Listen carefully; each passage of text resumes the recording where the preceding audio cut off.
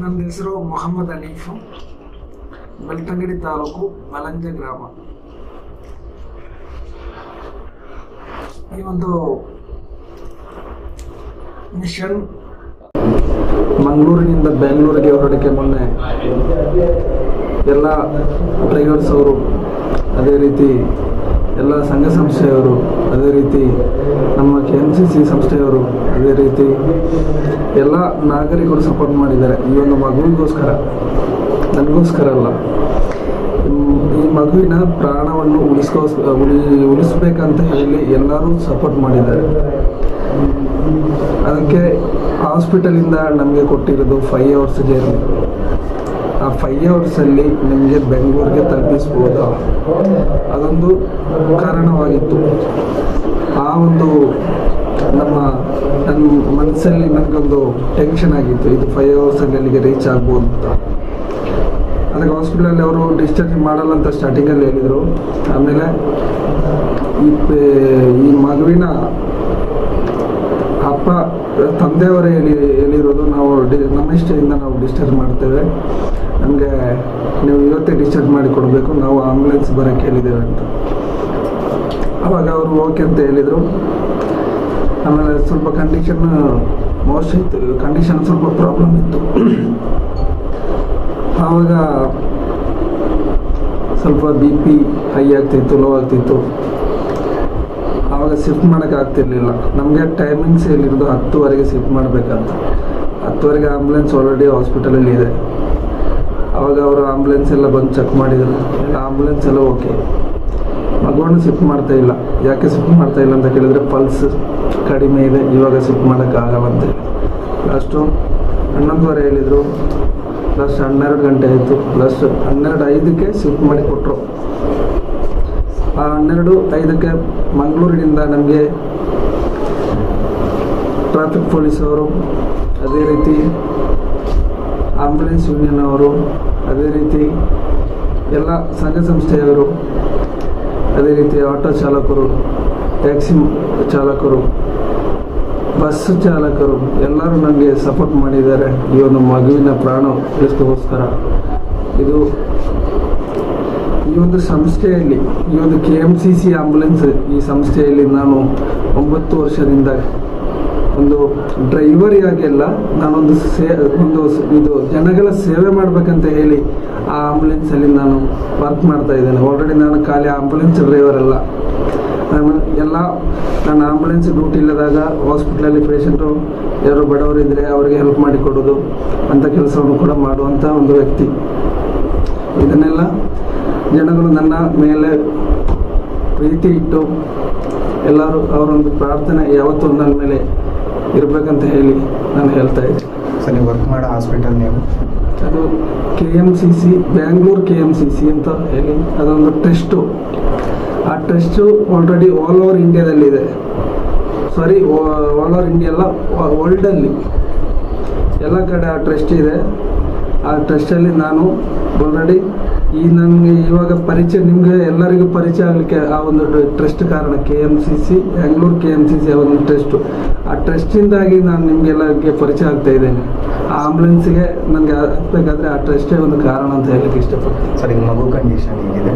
ಮಗು ಕಂಡೀಷನ್ ಇವಾಗ ನಿಮೋನಿಯಾ. ಆ ಮಗುವಿಗೆ ನಿಮೋನಿಯಾ ಇದ್ದ ಕಾರಣ ಸರ್ಜರಿ ಇವಾಗ ಮಾಡೋಕ್ಕಾಗಲ್ಲ. ಒಂದು 2 days ಲೇಟ್ ಆಗ್ಬೋದು. ಅದು ಕಂಟ್ರೋಲಲ್ಲಿ ಬರಬೇಕು. ನಿಮೋನಿಯಾ ಅದು ಡೌನ್ ಆದಮೇಲೆ ಅದು ಸರ್ಜರಿ ಮಾಡೋಕ್ಕೆ ಸಾಧ್ಯವಾಗುತ್ತೆ.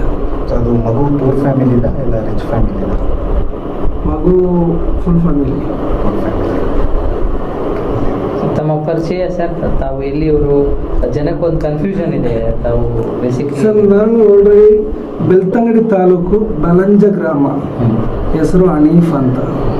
ಜನಗಳಿಗೆ ಎಲ್ಲರಿಗೆ ಈಗ ಮೀಡಿಯಾದಲ್ಲಿ ಬಂದಿರೋದು ನಾನು ಉಪ್ಪಿನಂಗಡಿ ಅಂತ. ಆಲ್ರೆಡಿ ನಾನು ಉಪ್ಪಿನಂಗಡಿಯವನಲ್ಲ, ನಾನು ಬಲಂಜ ಅಂತ. ಇಲ್ಲಿ ಆಲದಂಗಡಿ ಪಕ್ಕದಲ್ಲಿ ಇರೋದು, ಗುರುವಾಣಿಕೆರೆಯಿಂದ 10 ಕಿಲೋಮೀಟರ್ ಒಳಗಡೆ ಇರುವ ಕಾರ್ಕಳ ರೋಟಲ್ಲಿ ಬಲಂಜ ಆ ಗ್ರಾಮದಲ್ಲಿರುವ. ಅದು ನಂದು ಉಪ್ಪಿನಂಗಡಿ ಅಂತ ಎಲ್ಲ, ಅದು ಅವ್ರಿಗೆ ಕನ್ಫ್ಯೂಸ್ ಆಗಿರ್ಬೇಕಷ್ಟೇ. ಮತ್ತೆ ನಿಮ್ಮ ಡ್ಯೂಟಿ ಎಲ್ಲಿ ಸರ್ ಬಿಡೋದು? ಬೆಂಗಳೂರಾ ಮಂಗಳೂರಲ್ಲಿ ಸರ್? ಸರ್, ನಾನು ಬೆಂಗಳೂರಲ್ಲಿ ಡ್ಯೂಟಿ ಮಾಡುತ್ತಿರೋದು. ನನಗೆ ಈ ಥರ ಪೇಷಂಟ್ ಶಿಫ್ಟ್ ಮಾಡೋಕ್ಕಿದ್ರೆ ನಾನು ಒಂದಿನ ಮುಂಚೆನೇ ಅದು ಅಟೆಂಡ್ ಮಾಡಿಬಿಟ್ಟು ಅದು ಶಿಫ್ಟ್ ಮಾಡ್ತೇವೆ, ಮಂಗಳೂರಿಗೆ ಬಂದು ಶಿಫ್ಟ್ ಮಾಡ್ತಾರೆ. ಸರ್ ಇದು ನಿಮಗೆ ಇದು ಮೊದಲನೇ ಎಕ್ಸ್ಪೀರಿಯನ್ಸ್ ಇಲ್ಲ ಮೊದಲೇ ಹಿಂಗೆಲ್ಲ ಯಾವ್ದಾರು ಒಂದಾಗಿಲ್ಲ? ಸರ್ ನಾನು ಮೊದಲೇ ಇದು ಸ್ಟಾರ್ಟಿಂಗ್ ಎಕ್ಸ್ಪೀರಿಯನ್ಸ್ ಅಲ್ಲ, ಇದಕ್ಕಿಂತ ಮೊದಲು ತುಂಬ ಮಾಡಿದ್ದೇನೆ. ನಾನು ಮೀಡಿಯಾಕ್ಕೆ ಇನ್ಫಾರ್ಮೇಷನು ಅಲ್ಲಾದರೆ ನಮಗೆ ಟ್ರಾಫಿಕ್ ಕಂಟ್ರೋಲ್ ರೂಮ್ಗೆ ಇನ್ಫಾರ್ಮೇಷನ್ ಯಾವುದು ಕೊಡ್ತಾ ಇಲ್ಲ. ಆಲ್ರೆಡಿ ಇದಕ್ಕಿಂತ ಮೊದಲು ಒಂದು 1 ಇಯರ್ ಮೊದಲು ಒಂದು ಬೆಂಗಳೂರಿನಿಂದ ಕ್ಯಾಲಿಕೇಟ್ಗೆ ಒಂದು ಹಾರ್ಟ್ ಟ್ರಾನ್ಸ್ಫರಿಂಗ್ ಒಂದು ಕೇಸ್ ಇತ್ತು, ಒಂದು ಮಗು ಇದ್ದು 10 ವರ್ಷದ ಮಗು. ಅದು ಆಲ್ರೆಡಿ ನಾನು 4 hours 10 minutes ಅದು ರೀಚ್ ಮಾಡಿದ್ದೇನೆ. ಅದೊಂದು 6 hours ರೀಚ್ ಮಾಡೋ ಒಂದು ಕೇಸು, ಹಾರ್ಟ್ ಟ್ರಾನ್ಸ್ಫರಿಂಗ್. ಅಂದರೆ ನಿಮ್ಮಿಂದ ಜನ ಹಾರ್ಟ್ ಟ್ರಾನ್ಸ್ಫರಿಂಗ್ ಏನಂದರೆ, ಒಂದು ಹುಡುಗಿ ಮುಸ್ಲಿಂ, ಅದೊಂದು ಮಗು ಮುಸ್ಲಿಮ್ಸು, ಹಾರ್ಟ್ ಬಂದುಬಿಟ್ಟು ಹಿಂದೂ ಇದ್ದು, ಆಕ್ಸಿಡೆಂಟಲ್ಲಿ ಅವರು ಡೆತ್ ಆಗಿದ್ರು. ಇದು ಹಾರ್ಟನ್ನು ಈ ಮುಸ್ಲಿಮ್ಸ್ ಹುಡುಗಿ ಇಟ್ಟಿದೆ. ಸರ್ ನಿಮಗೆ ಮಂಗಳೂರಿಂದ ಬೆಂಗಳೂರಿಗೆ ಹೋಗೋಕ್ಕೆ ಯಾರು ಡ್ರೈವಿಂಗ್ ಮಾಡ್ಬೇಕಾದ್ರೆ ಯಾರು ಸೇವೆ ತುಂಬ ಉಪಯೋಗ?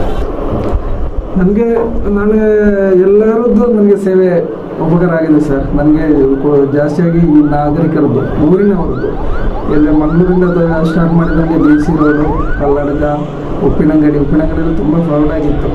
ಆಮೇಲೆ ನೆಲ್ಯಾಡಿ, ಆಮೇಲೆ ಬಂದುಬಿಟ್ಟು ಸಕಲೇಶ್ವರ ಅಂತೂ ಯಾರ್ದು ಅಂಗಡಿ ಓಪನ್ ಇಲ್ಲ, ಮನೆಗೆಲ್ಲ ಬೀಗ ಹಾಕ್ಬಿಟ್ಟು ಅವರು ರೋಡಲ್ಲಿ ಬಂದು, ಅದು ಹೆಂಗಸರು ನೋಡಿದ್ರೆ ಅವರು ಬಂದು ರೋಡಲ್ಲಿ ನಿಂತು ಸಪೋರ್ಟ್ ಮಾಡಿದ್ದಾರೆ. ಅದು ತುಂಬ ಖುಷಿ. ಆದಮೇಲೆ ಆಲ್ಮಾಲು, ಆಮೇಲೆ ಹಾಸನಗಳು, ಅಂದ್ರೆ ಬೆಂಗಳೂರುವರೆಗೂ 0 traffic ಅಲ್ಲಿ ಹೋದ್ರಿ ಸರ್? ಇಲ್ಲ ಸರ್, ಬೆಂಗಳೂರು ನನಗೆ ಕ್ಲಿಯರೆನ್ಸ್ ಸಿಕ್ಕಿಲ್ಲ. ಯಶವಂತಪುರವರೆಗೆ 0 traffic ಅಲ್ಲಿ ನಾನು ಹೋಗಿದ್ದೇನೆ. ಆಮೇಲೆ ನನಗೆ 0 traffic ಸಿಗ್ಲಿಲ್ಲ. ಇದರಲ್ಲಿ ಪೊಲೀಸ್ ಅವರದ್ದು ಪಾತ್ರ ತುಂಬಾ ಇದೆ, ಅವ್ರದ್ದು ಕೂಡ ಸ್ಪಂದನೆ, ಅವ್ರದ್ದು ಒಂದು ಒಳ್ಳೆ ಕೋಪರೇಷನ್ ಇಂದಲೇ ಇದು ಮಾಡ್ಲಿಕ್ಕೆ ಸಾಧ್ಯ. ಹೌದು, ನನಗೆ ಪೊಲೀಸ್ ಅವ್ರದ್ದು ಆಲ್ರೆಡಿ ಮಂಗಳೂರಿಂದ ಬೆಂಗಳೂರು ಎಂಟ್ರಿ ಆಗುವವರೆಗೆ ನನಗೆ ಸಪೋರ್ಟ್ ಇತ್ತು. ಆಮೇಲೆ ಬೆಂಗಳೂರು ಸಿಟಿಯಲ್ಲಿ ನನಗೆ ಸಪೋರ್ಟ್ ಸಿಕ್ಕಿಲ್ಲ. ಆದ ಕಾರಣ ನನಗೊಂದು 1/2 hour ಅಲ್ಲಿ ಪ್ರಾಬ್ಲಮ್ ಆಯಿತು.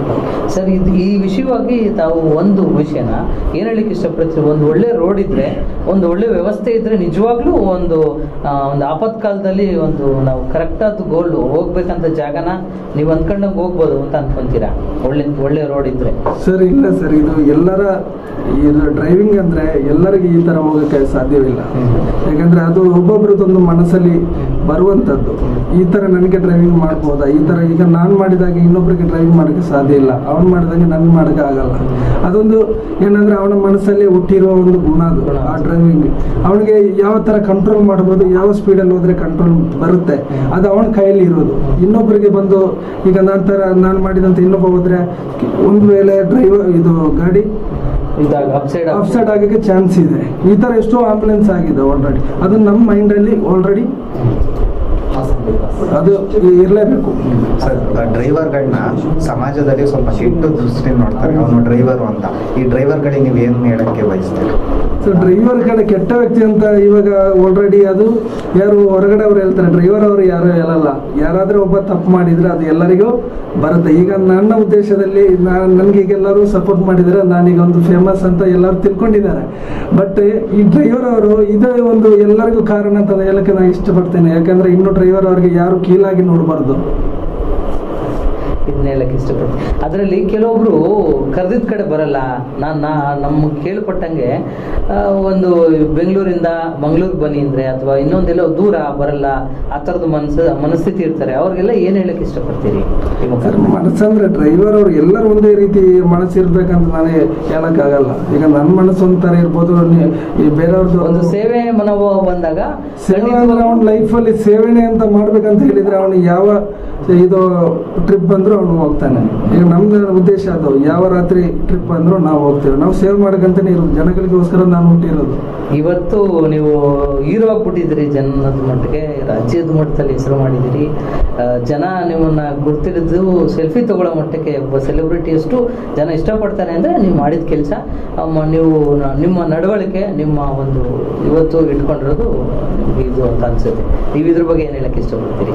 ಸರ್, ನಾನು ಆಂಬುಲೆನ್ಸ್ ಇದು ಮಗುವಿದ್ದು ಬೆಂಗಳೂರಿಗೆ ಅಷ್ಟು ಬೇಗ ತಲುಪುವಂಥ ವ್ಯವಸ್ಥೆ ಮಾಡಿರೋದು ಇದು ಜನಗಳೇ. ಇದೊಂದು ಇಷ್ಟು ಫೇಮಸ್ ಆಗಿದ್ದ ಕಾರಣ ನಾನಲ್ಲ, ಈ ಜನಗಳ ಒಂದು ಸಪೋರ್ಟಿಂದ ಇಷ್ಟು ಬೇಗ ಅಲ್ಲಿ ತಲುಪಲಿಕ್ಕೆ ಸಾಧ್ಯವಾಯಿತು. ಸೊ ನೀವು ಹಾಸನ ರೀಚ್ ಆದಾಗ ಹಾಸನ ಜನತೆಗಳಿಗೆ ಏನು ಹೇಳ್ತೀರಾ? ಹಾಸನ ರೀಚ್ ಆಗ ಫುಲ್ ಫ್ರೌಡ್ ಆಗಿತ್ತು ರೋಡು.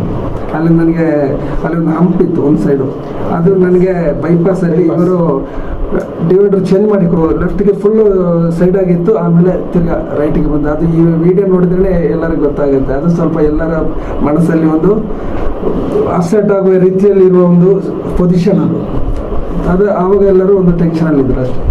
ಸೊ ಮುಂದೆ ನಿಮ್ಮ ಜೀವನ ಯಾವ ಥರ ಇರುತ್ತೆ, ಏನು ಮಾಡಬೇಕು ಅಂತ ಇದ್ದೀರಾ? ನನಗೂ ಲೈಫಲ್ಲಿ ನಾನು ಇದೇ ಮುಂದುವರಿಸ್ತಾ ಇದ್ದೇನೆ. ನಾನು ಎಲ್ಲರಿಗೂ ಹೆಲ್ಪ್ ಮಾಡುವಂಥ ಒಂದು ಚಾರಿಟಿಯಲ್ಲಿ ಮುಂದುವರಿಸ್ತೇನೆ ಅಂತ ಹೇಳಕ್ಕೆ ಇಷ್ಟಪಡ್ತೇನೆ.